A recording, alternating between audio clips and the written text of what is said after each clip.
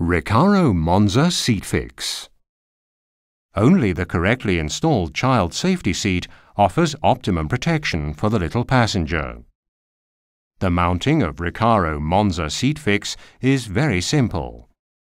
Important: pull out the ISOFIX connectors. Press together the yellow buttons for this purpose. Please make sure that the open side surface of the insertion aid is facing upwards. The green marking of the connector has to become visible as soon as the connector snaps into place. Attention! Always use the 3-point safety belt of the vehicle and never turn the belt out of position for the safety of your child. Make sure that it audibly snaps into place.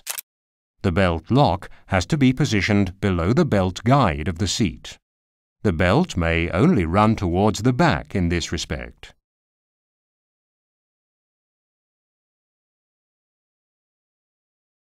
Attention! Never place the belt too close to the neck.